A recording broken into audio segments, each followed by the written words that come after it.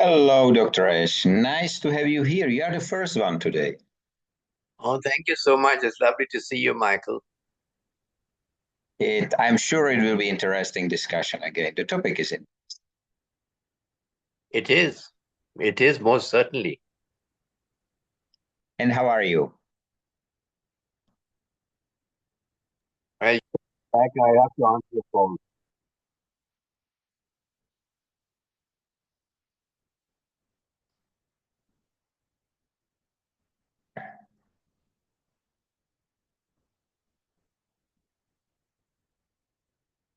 So we will start, and I do believe, hello, Leslie, that the others will join us soon, but we will start because it's 12 o'clock, noontime here in Czech Republic. And the next Power of Touch is starting. And today, once again, we will write to the future on the back of language. And the term today is quite long. It's timelessness. And I would like to start with you, Dr. Ash, because you was the first one today. If you close your eyes and you hear the term timelessness, what came first to your mind, please? Thank you very much, Mike. I think it's a wonderful word that you've chosen again. Um, I'm happy to be with you, and I believe Leslie is here. So, timelessness actually, in its simplest form, refers to the quality of being unaffected by the passage of time. In other words, it's something that describes uh, a period where time is supposed to stop. And therefore, it is not supposed to change uh, or age as such. And it's a very difficult thing to think about even because it's a sense of eternity or immortality where time itself seems to cease to exist. Now, you see, we do feel that timelessness can mean that something is not subject to the normal flow of time, such as aging or the passage of seasons. For example, a classical piece of music might be considered timeless because its appeal transcends specific historical periods. Now, besides this, timelessness can also describe a state of being beyond time's constraints, such as the belief in eternal life or a state of existence outside of linear time. An example of this, for example, can be that some religions may describe the afterlife as a state of timelessness or eternity. And then again, in philosophy, where I am into deep studies these days, and since I doctorate in philosophy, so therefore, in philosophy and science, the concept of a timeless universe suggests that time may be an illusion or a construct of human perception and not a fundamental aspect of reality.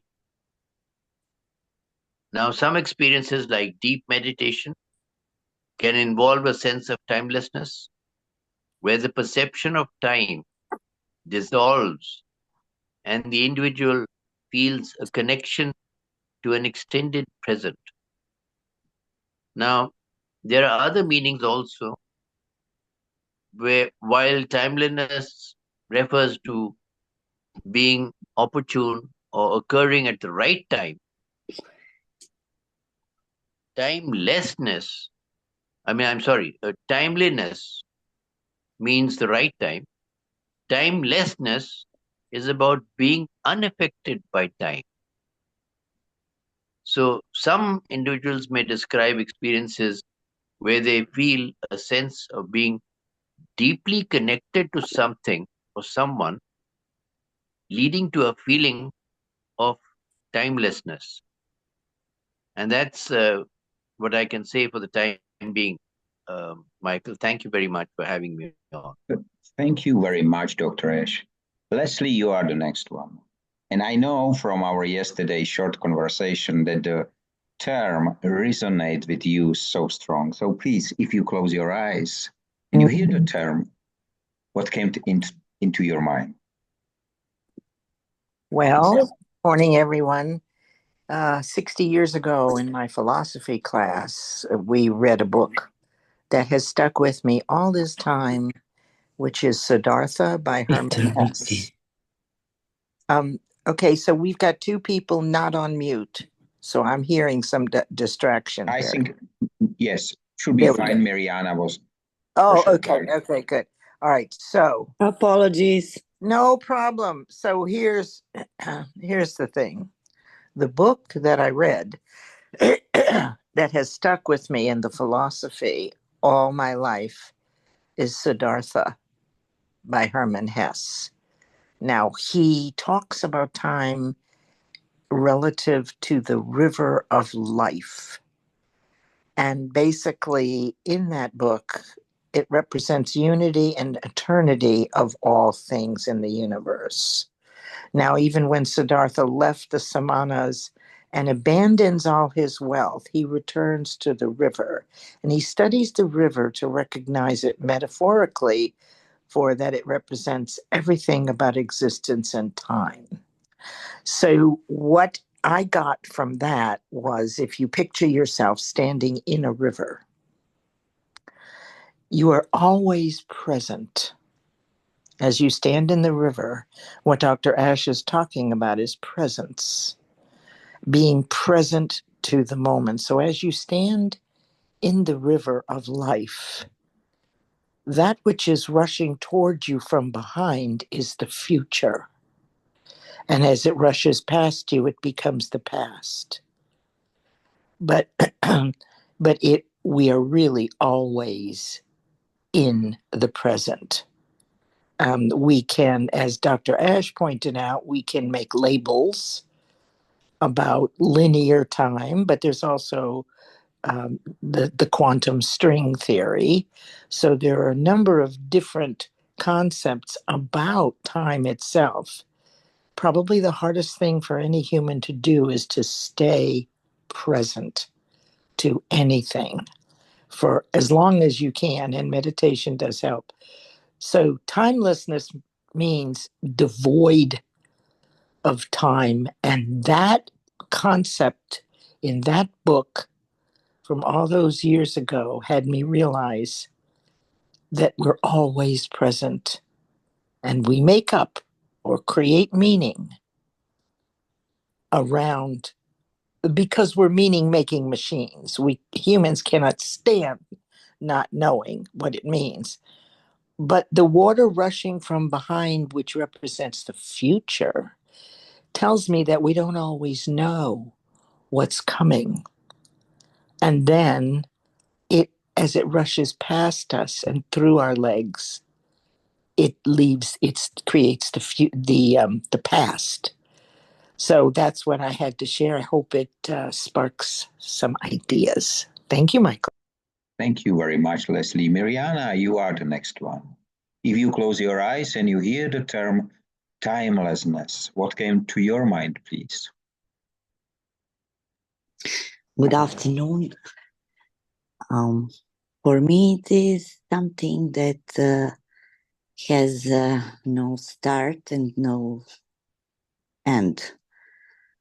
It's something like eternity, something that has value regardless the time. For example, in Christianity, its internal life is the goal, let's say, in that way. So religion treats it in that way. God is something that exists and it's not connected with time.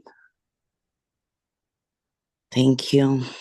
Thank you very much, Mirjana. Tracy, you are the next one. So if you close your eyes and you hear the term timelessness, what came to your mind, please? Hello, everyone. Hello, Michael.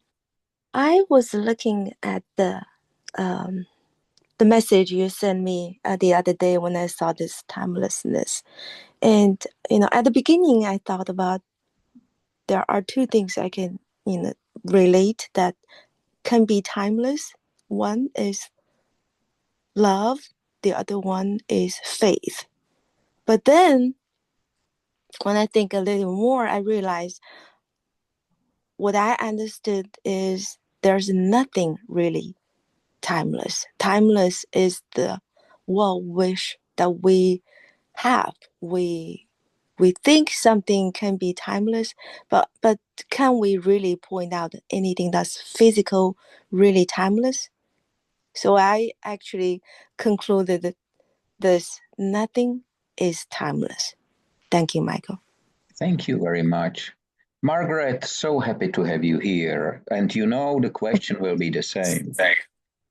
So, what is in your mind when you hear the term timeless? Thank you, Michael, for your your invitation, and hello, everyone. To me, this means that in my opinion, there really isn't any time. We're only suspended by it because human has encapsulated and put it there. But to me, I'm not affected by it. So I am an eternal being. So there really isn't anything, that I put time on, other than the 24 hours that man has put on it. But everything has its perfect timing and its perfect time. So that's what that means to me. Thank you so much. Thank you very much. I mentioned last week that I will be on Saturday last week. I will have a reunion with my friends. We studied at the same college, and it was 35 years since that moment. And you know as well that I lost my memories because of some activity which has solved my issue with stuttering. And I was thinking, okay, I will not probably remember them. I will not probably remember the school itself. And what was interesting, I was right. But when they start to speak and I hear the voices, and for some moments, very short moments, I was able to recognize. And the best part about it was that it changed my life completely. And many of my friends says, but Michael, you are the same. You haven't changed a bit. You was all the time the crazy guy. And I'm happy about it. Because I think, and you mentioned it, I think that the time is construct. We spoke about it a year or 2 years ago already. But I think that to be here, to be present, and I think it was, Leslie's words, to be present now and here. Yes, we are. It's only that.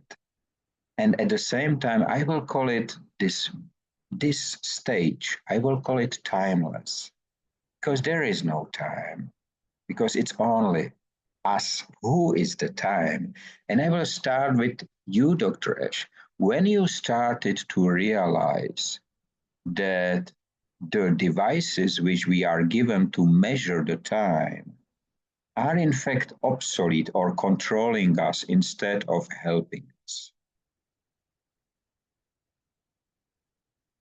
I'm not sure exactly what you're getting at, Michael. You see, we've got these clocks, of course, but how do you imply? I mean, what exactly are you implying? The question is, do you think we need clocks? Okay, good. Yes, we do. I can tell you a little story here. Actually, you see, I am very precise. about timings. I'm very particular, and that is, I guess, having been not only in the army, um, which I disliked in the end because I was taught to shoot to kill, and I don't like that. I'm a man of peace. I'm a man full of laughter and smiles. So I went into the corporate world, and of course, we had these slots, time slots, where everybody had to punch a card in, and therefore we had to be very particular about time there also, leave alone having been in the army. And I learned it the hard way. Then I traveled all over the world. I was living out of suitcases in five-star hotels, catching planes, going on projects out of England, um, working for those three factories there as the director of international projects. And I had flights to catch. I could never be late. I could not think about letting my money go down the drain, or should I say the company's the company's money. And therefore, I learned more about time in the United States. I found that they are extremely particular, much more particular than the British or the Europeans or any other country probably. And the reason why, because I had a luncheon meeting with the CEO of a large company in the United States, in Washington, D.C. And he had given me a particular time. I think it was about 1 p.m. That we should meet at that particular restaurant. And I got caught up in traffic. I was driving myself. I had a rented car, of course. And I was driving myself. And I got caught up in traffic. I should have left maybe much, much earlier to be there because it was my project. And as I was climbing the steps into the restaurant, when I finally parked the car, he was coming out. And I said, Tim, what's happened? She says, you're late. The meeting is over. It's finished. And that was a tremendous shock to me. I said, Tim, I'm very sorry. I'm really very. He says, no, you should have come well in time before me. You have to sell the project to me. So it's you who has to suffer the consequences. And I said, Tim, for the first time in my life, I'm going to put concessions on this project, especially for your company. So, and I have that authority to do it. So he says, oh, really? Let's hear about it then. And we went back in. So after that time, right up till I got married, I actually had clocks even in the toilet. And my wife came in after we got married. And you see, because then by that time I was into university teaching and all that also. So she turned around and she says, what is this? A house full of clocks? I said, yes, it is, because I'm very time conscious, And there's no question of time standing still. That's another subject. But she literally threw them out all one by one. That was great fun because the clock from the bathroom went out first, and then gradually the others also. Because, but anyway, I've got used to it. And now, yes, there are less clocks, but let's cut that long story short. And you will all understand. Time matters to me, absolutely, Michael. Thank you so much for having me. Thank you very much. And I appreciate not only the story, but I think it's the first time, if I do remember, that we hear your laugh. So coming from your heart. And Leslie, I think she was laughing as well. Leslie, what is your think and meaning about do we need clocks? We don't need them, but they are a way of keeping order. When we're in confusion about anything, we usually don't take action, but out of confusion comes clarity and order. So you have your internal time clocks. Some people, and I used to be good at this, will wake up at the same time every day for school. I didn't need an alarm clock. But what I did, and I don't think I've ever shared this with anybody.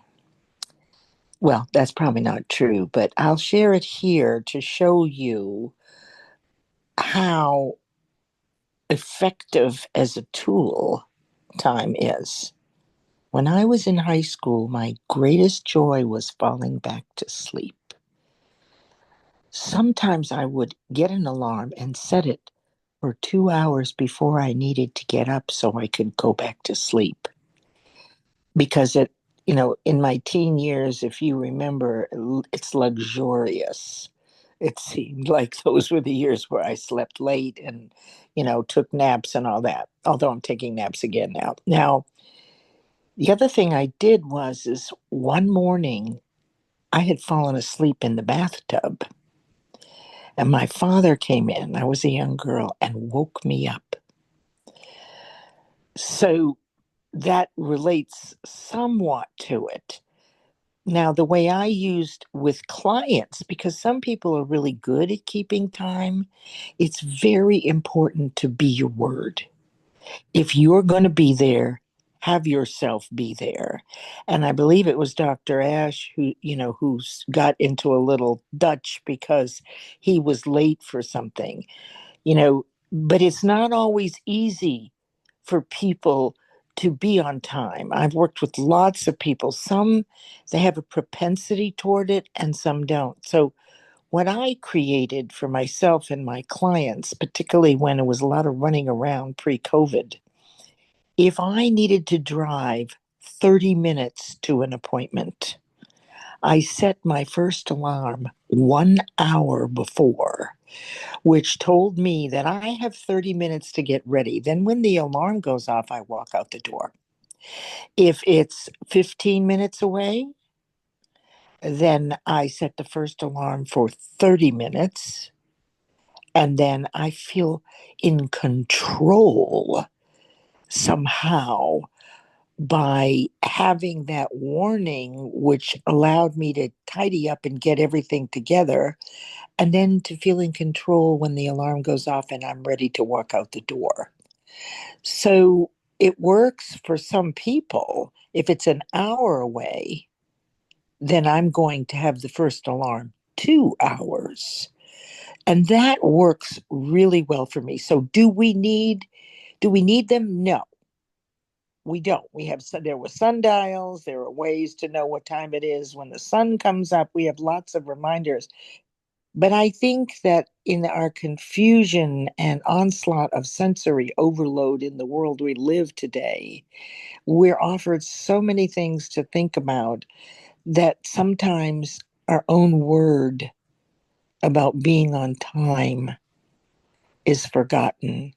And because I value it, I make sure that people see that this is something they can do too. So, no, we don't need it. But yes, it's a powerful tool for organization. Thanks, Michael. Thank you very much, Leslie. Mirjana, we have heard two great stories, which maybe we have heard for the first time, which has been spoken maybe for the first time. Do you have anything similar where you and time become one?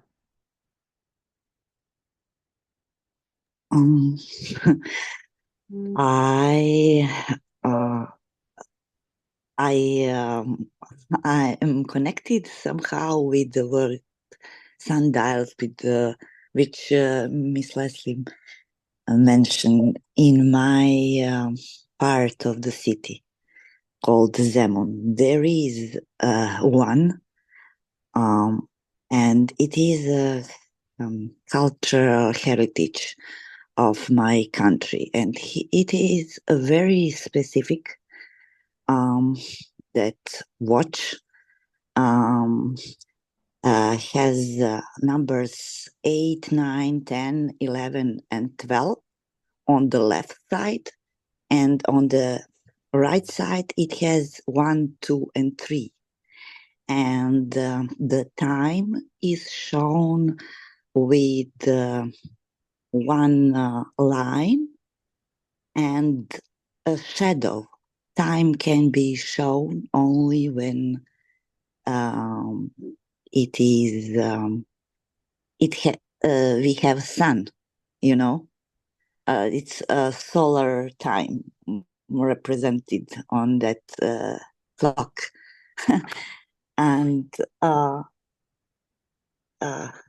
it can be mapped on some things we mentioned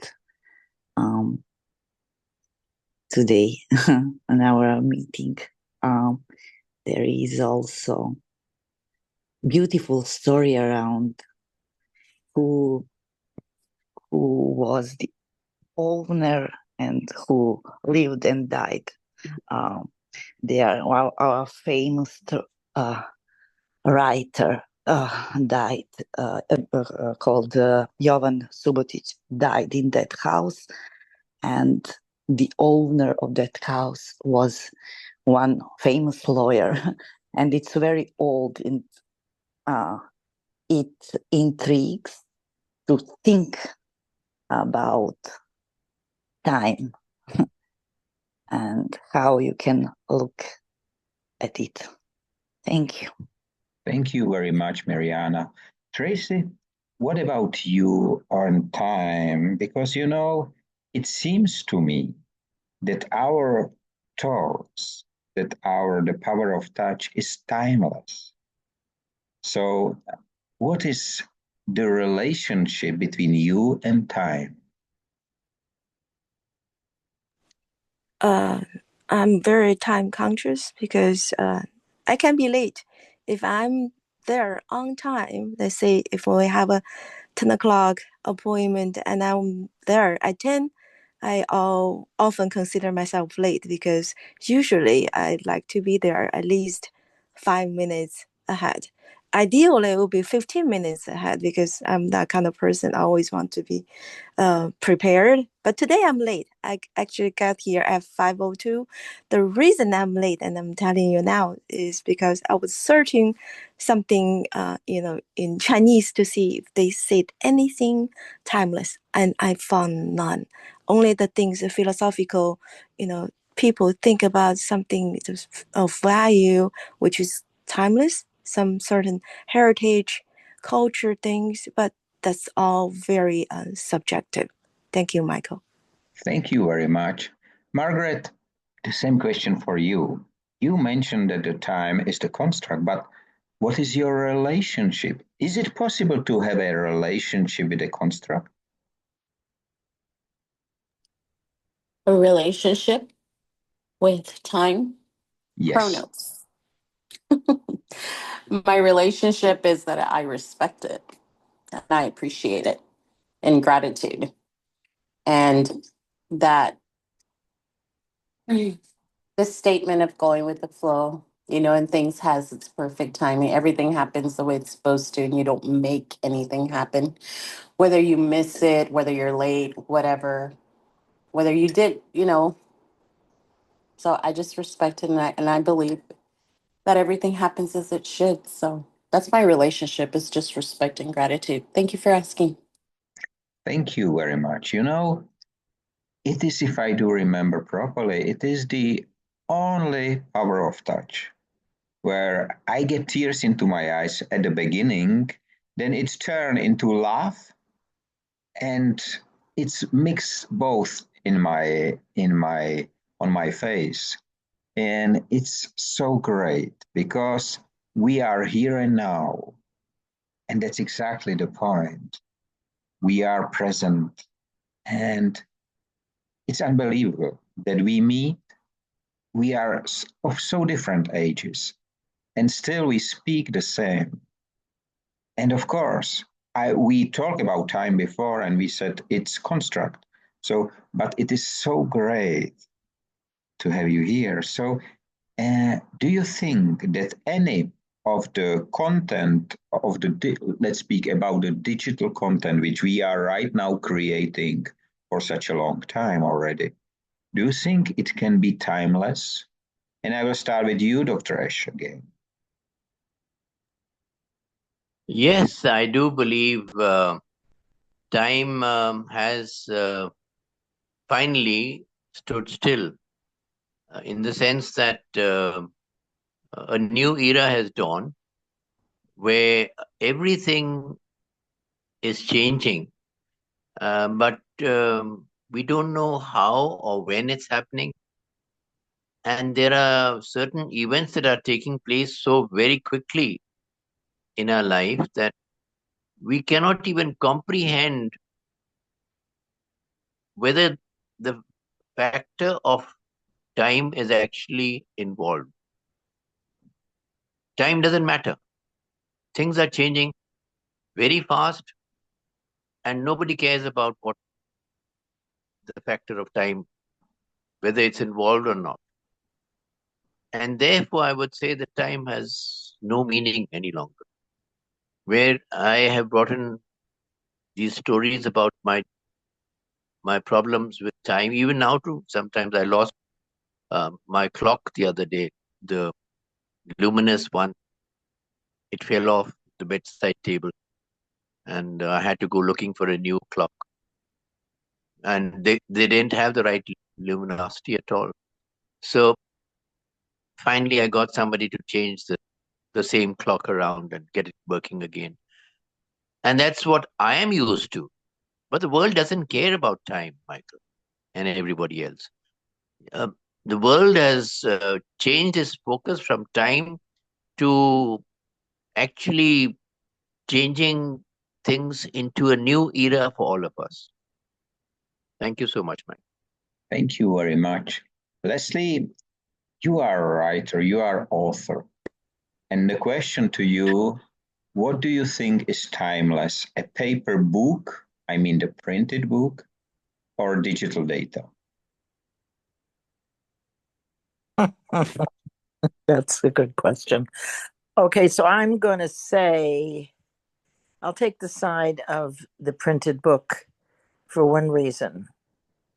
That Wayne Dyer, years and years and years ago, suggested, and it might have been Bob Proctor, they were together, that the vibration of the author is in the words.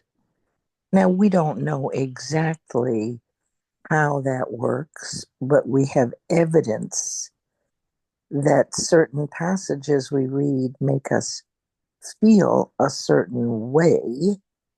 And it is thought that the vibration is transferred from the author to the reader. So I'll make that case for print. In digital, you're the one who's creating based on what you're reading, the visual images and how you feel about them. But what if in the printed word, that vibration comes directly from the author to us? Thank you, Michael. Thank you very much, Leslie. Mirjana, I was fascinated by the story which you say about the sundial. But do you know there exists a moon dial? So it's like the sun clock, but this is a moon clock. Do you know it exists? No, honestly, yes. I didn't hear about it. And the first thing it was on my mind when I finished with my previous speech here, was astrological clock on Main Square in Prague. That was my connection with you. And that's great. How I did it. You know, even this clock which Please describe it. Yeah. Describe the moon. Yeah, thank you. even this clock which you just mentioned, which is in Czech, it's called Orloj. It's, I think, 500 years old. And we can say it's timeless in many ways. Because, and what is even the interesting story about this clock? You know, it was done by a very skilled man, but because not the king, but the people who ruled the city at the time, they worried that he can make the same clock for other cities because other cities ask for it. And they make him blind after. But some years later, the clock get broken and no one else was able to repair it. So he gets to this blind man and asks him politely if he will be able to repair the clock.